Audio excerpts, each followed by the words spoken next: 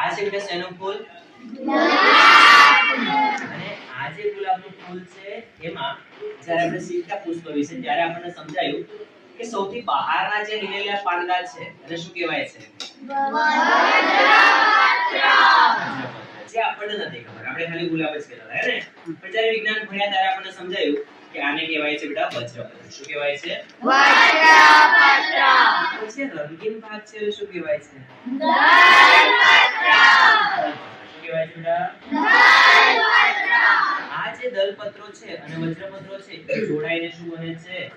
ફૂલ બને. શું બને છે? ફૂલ એમને બની જતું નથી. આ ફૂલ બનવા માટે પરાગરજ પરાગનયનની પ્રક્રિયા થાય એના વિશે આપણે આગળના જે પાઠ છે એમાં આપણે શીખવાના છીએ.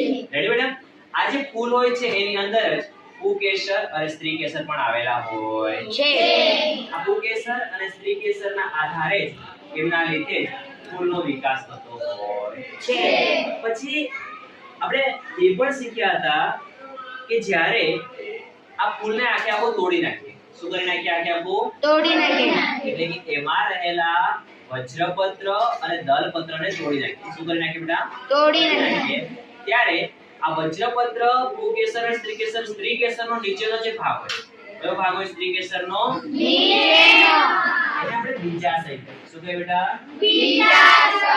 આ બીજાશયની અંદર બીજ આવે. શું આવે? બીજ. અને બીજને પણ આપણે ઊભા અથવા આડા કાપીને જોઈ શકીએ છીએ.